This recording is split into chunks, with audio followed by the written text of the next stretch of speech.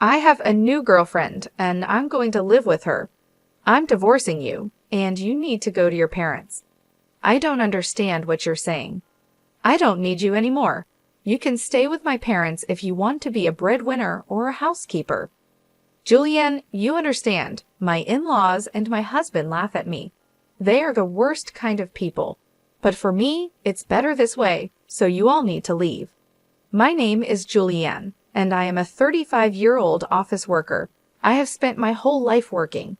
After graduating from college, I started working for a major company. For about 13 years, I worked hard and earned qualifications for promotions. Thanks to that, I am now a department manager at a young age. I am blessed with a boss who always has something useful to say and a team of highly motivated and talented subordinates.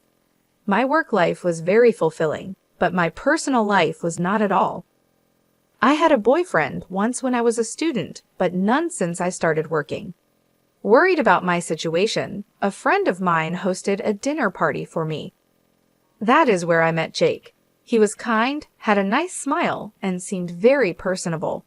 Since he was the same age as me, we had a lot in common and enjoyed talking to each other. We soon became friends, exchanged contact information, and started going out to eat alone together. Then he confessed his feelings for me, and we started dating. We got along well, he proposed to me, and we ended up getting married. I was so happy to be married to the man I loved so much. Soon after, I went to his parents' house to meet them. His parents were very kind and welcomed me with open arms. Julianne, it's nice to meet you. I can't believe such a beautiful person became Jake's bride, they cried. I am so proud of my son for bringing a good woman here. Hey, Mom and Dad, stop it. Julianne is getting scared. Oh my, if you really think so, you can say it. That's right, it's a compliment, so it's okay. His parents were very friendly and easy to talk to, just like him. Julianne works for a major company, doesn't she? Oh, that's great. It's cool to be a woman who can work hard. Will you quit your job when you get married? No, I'm going to keep working. Well, you've got a good job at a good company. That's better. I was relieved. According to my friends, their mothers-in-law often told them to quit their jobs, saying it was a wife's job to support her husband. So I was glad. I thought to myself that my future mother-in-law was generous. After greeting my parents, we got married. My heart was filled with excitement for the new married life that was about to begin. My husband moved into the house I was living in, and we started our new life together. I was very happy to be newlyweds with my husband, whom I loved very much. I was happy to be at home with him all the time and to have him home when I came back from work. 8 months into our life together, my husband said he had something he wanted to discuss with me. If you don't mind, I'd like you to live with my father and mother. What do you mean, live together? Yes, they are getting old, and I am worried about many things. I see. I can certainly understand how my husband feels. My parents are about the same age as my husband's parents, but my brother and his wife are currently living with them, so I have nothing to worry about. However, my husband is an only child, so it is understandable that he is concerned about his parents. Does this mean we are living with my in-laws? Yes, it would. But do they have a room available for us? They use every room for some reason or another. About that, if you like, I think it would be a good idea to renovate my parents' house and make it a 2-family house. 2 families. Yes, if we do that, it will be much cheaper than buying a new house. We can live in a beautiful and spacious house while still maintaining our privacy, right? I see. I thought it was an attractive idea. My in-laws are kind people, and if we live in 2 houses, it won't be as stressful. Yes, that's fine. Really? Thank you. My mom and dad will be so happy. I was happy to see my husband so happy. Later, my in-laws came to visit us, and both of them were very grateful. I even thought that with such a kind and cheerful family, I wouldn't mind not having 2 households. Soon after, my husband and I discussed remodeling my in-laws' house. The cost would be around $200,000. As we were discussing it, my husband made a surprising remark. Actually, I have a favor to ask you. Can you pay for the remodeling? What do you mean? The full amount? Yes. Why? My husband looked very uncomfortable. Actually, we are in debt. I was shocked. Neither my husband nor my in-laws had ever mentioned this when we were dating or when we got married. How much debt do they have? About $250,000. What? I thought it would be a few tens of thousands of dollars, but I was surprised at the amount. I ended up shouting out loud. It wasn't so bad at first, but it gradually grew. Even if I tried to pay it back, I couldn't. My parents are already living on a pension, and the debt is getting bigger and bigger. I see. I couldn't hide my surprise and upset at the sudden revelation. I had no idea that my in-laws owed such a large sum of money. Julianne, I need a favor.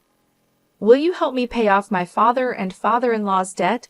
They can't afford it anymore, and I don't make a very good salary either. Then isn't it going to be tough to renovate the house and live together as two families? No, that's important, so let's go ahead as planned. You have asked me to pay for the remodeling and your father's debt.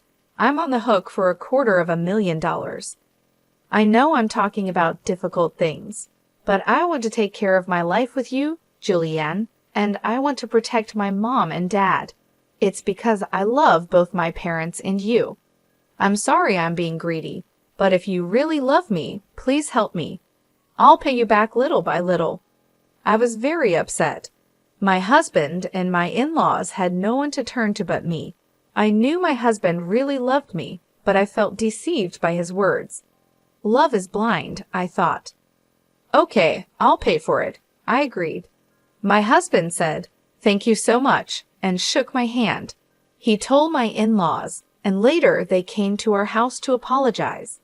My mother-in-law even cried tears of joy. I have to do my best from now on, I thought. I had to take over my in-laws' debt and was determined to do it. Although I had some savings, I was afraid to pay it all at once, so I decided to pay $60,000 from my savings and then the rest in installments. My in-laws joined us to discuss the repayment. I explained my plan for installments, and they said I could do whatever I wanted. Why don't you transfer the money directly to the account for debt repayment? We're not very good at managing money, and I'm a little afraid to transfer a lot of money, my husband said. My in-laws nodded. It would be time-consuming for me to transfer the money to my in-laws' account, and then for them to transfer it to their repayment account. Since it was a large sum, I didn't want the money to get lost in the process, so I agreed to transfer it directly. Once the conversation was settled, my in-laws looked very relieved. Now we don't have to be afraid of the monthly debt collection. It's been really scary. Dad and Mom, you should thank Julianne properly. Well, I can't tell you how many times I thanked you. I can't thank you enough. Thank you so much. I'm so glad Julianne became his wife. No, I said. I was happy that my in-laws were happy. However, I felt a little uncomfortable because I thought they might see me as just a money source. Even though I felt a bit bad, I wanted to take care of my beloved husband's family. With that in mind, I began to make the payments, and we remodeled our house, making it a two-family home. We started living together in a beautiful and spacious house. My in-laws were very happy, and my husband's eyes lit up at the new house. I enjoyed cooking in the new kitchen and was glad we did the remodeling. It was more convenient and closer to work, which shortened my commute and gave me more free time. I could use that time to study. I worked hard every day to pay off the debt. However, something bothered me. My husband did not help pay off the debt at all. When I told him about my in-laws' debt, he said he would help, but he never paid anything from his own paycheck. When I asked him about it, he said his salary was not enough. I asked to see his pay stubs, but he refused, so I didn't know how much he earned. I worked hard for about a year to pay off the debt. One day, my in-laws asked how much money was left to repay. If it's been a year, you haven't paid back that much, right? Well, we've paid back about $60,000 this year, so the remainder is roughly $180,000. My in-laws were extremely surprised. What? You paid back that much, Julianne? That's amazing. At this pace, you'll finish paying off the loan in about 5 years. If I work hard, I'll be able to pay it off, I replied. Thank you so much, my in-laws said, crying and happy. Seeing them so happy made all the hard work worth it. A few days later, I faced an unexpected situation. I had to work overtime, so I told my husband I would be home late. However, the work went smoothly and we finished on time. I hurried home, planning to cook dinner for my husband. When I opened the front door, I saw my in-laws' shoes. Oh, my in-laws are here, I thought. I walked toward the living room and heard my in-laws and my husband talking. You were right to marry that woman, weren't you, Jake? You did great. I can't believe you got a woman with that much money when I heard she works for a big company. I was really careful and seduced her. You should be more grateful. You should be more grateful. Oh my, you're one of the people who created that debt. What? But I owe the least. What are you talking about? How much did you spend on horse racing? Your gambling is terrible. I get a jackpot once in a while, so sometimes we were actually ahead. How can you be ahead when you owe $250,000? But at this rate, we'll be able to get out of debt and get back on track. That's really great, and she even remodeled our house. I got a really good wife. Well, I'm going to dump her after she pays off the debt. My husband and in-laws laughed. I was so shocked I couldn't move from the front door for a while. After calming down a little, I made a loud noise as I closed the lock and said, "I'm home," from the front door. When I went to the living room, my in-laws and husband greeted me with smiles.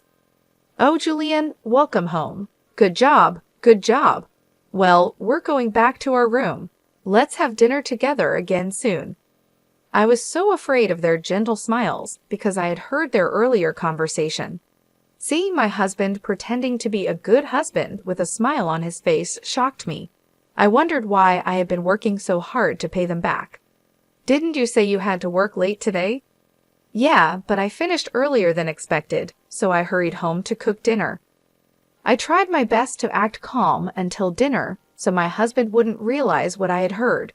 Later, when my husband was taking a bath, I stayed in my room and cried alone. Crying as hard as I could made me want to get back at my husband and in-laws. From then on, I acted quickly. I began to prepare for the divorce and made plans for what to do afterward. About 5 months passed. I pretended to be happy and told my husband that I had paid off my in-laws' debt. My husband's eyes widened. "What? You paid off the debt? That $250,000? That was supposed to take roughly 5 years, right?" "Actually, I have quite a bit of money saved up, but I was afraid to pay it off all at once. So I started taking out a little bit from my salary and savings. But we were already below $200,000, and I thought it would be better to pay it all off at once." "I see," I said. Then I asked, "Do you mind if I check?" and showed my husband the bank book. Oh, it's true. $180,000 was paid all at once. My husband tried to hide his excitement, but I could see he was itching to get out of there. "Wow, Julianne, thank you. My parents are going to love this." He put his hands on his face, pretending to cry, but I knew it was just an act. Soon after, my in-laws came and thanked me. "Thank you so much. I'm so glad I met Julianne. You're like a blessing." If I hadn't known the truth, I would have been happy to hear their thanks. But I knew what they were really like, and I only acted nice because I was ready for my plan. A few days later, my husband asked to speak with me. He looked very serious. "What's going on?" I asked. "I'm sorry, Julianne, but you have to leave me." "What do you mean?" I acted surprised on purpose. "I have a new girlfriend." "What?" "I'm going to live here with her, so I'm divorcing you. You're going to my parents' place." I was shocked by Jake's unexpected statement.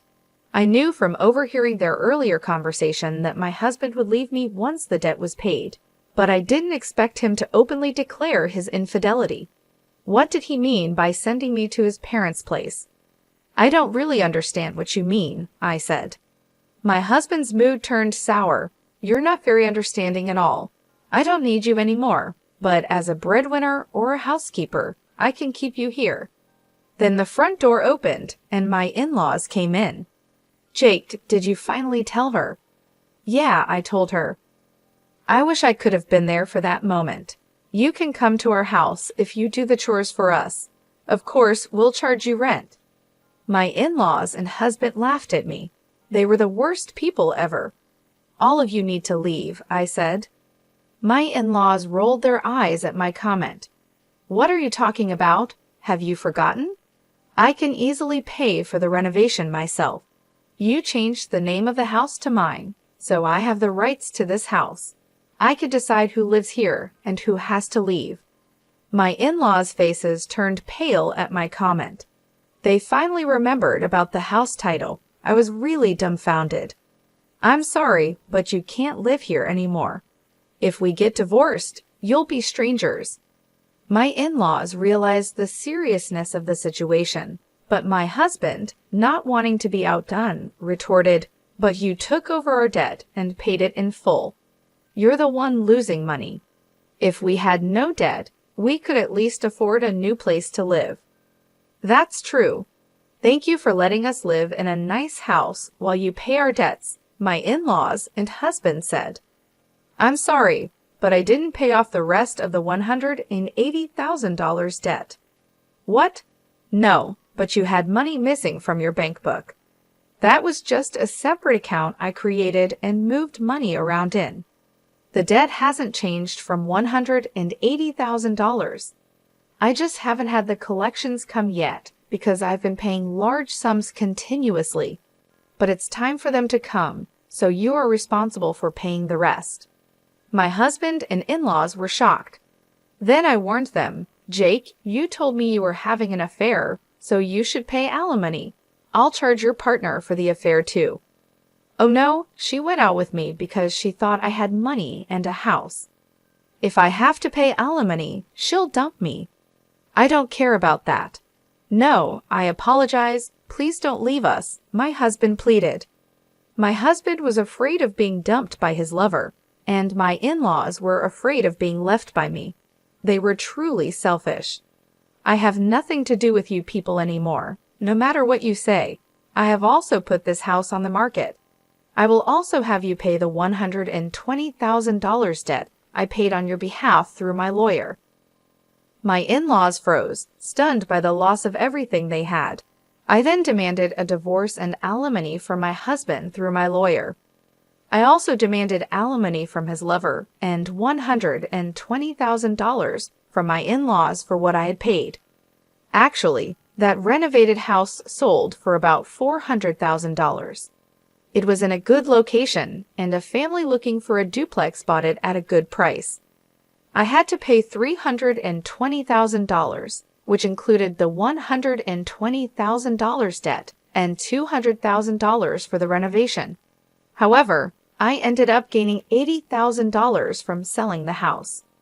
Additionally, I received alimony from my ex-husband and his affair partner, which greatly improved my financial situation. On top of that, I got a $120,000 payment from my ex-parents-in-law. I ended up benefiting the most from this situation. I believe this is fair because the damage I suffered was significant enough to make me distrust people. Initially, I had savings because I was learning how to invest, with the goal of paying off my in-laws' debts as quickly as possible. Since I had substantial savings to begin with, I invested tens of thousands of dollars, and my assets grew significantly in about a year.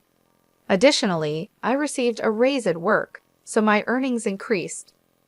Because of my savings and investments, I was able to take such drastic steps. My former in-laws ended up back in debt and lost their house, but they deserved it for deceiving me. People who cheat others should face the consequences. This experience has taught me to be more cautious and develop a better sense of judgment about people. Moving forward, I will continue to save and increase my assets so I can live a comfortable life in my old age. I want to make happy memories with people I can truly trust. For example, I started by focusing on improving my financial knowledge. I took courses and read books about investing and personal finance. This helped me make informed decisions about where to invest my money. Over time, I diversified my investments, spreading them across different asset classes like stocks, bonds, and real estate. This strategy helped grow my wealth steadily and securely. Furthermore, I took advantage of opportunities to advance my career. I sought out additional training and certifications related to my field. These efforts paid off when I received a significant promotion and raise. The increased income allowed me to save more and invest more aggressively. Through all of this, I remained focused on my long-term goals. I wanted to ensure that I could retire comfortably and enjoy my later years without financial worries. I'd also wanted to be in a position to help my loved ones if they ever needed support. This vision kept me motivated and disciplined. Eventually, my efforts paid off. I was able to buy a beautiful home in a great neighborhood. I also traveled to places I had always dreamed of visiting. More importantly, I built strong relationships with friends and family who truly cared about me. These connections brought me joy and fulfillment. Looking back, I realized that the challenges I faced with my ex-husband and in-laws taught me valuable lessons. They pushed me to become more self-reliant and financially savvy. They also helped me appreciate the importance of surrounding myself with trustworthy and supportive people. In conclusion, I transformed a difficult situation into an opportunity for growth. By focusing on my financial health and personal development, I created a better future for myself. I hope my story inspires others to take control of their lives and make positive changes. What did you think of the story? Please subscribe to our channel and see you in the next video.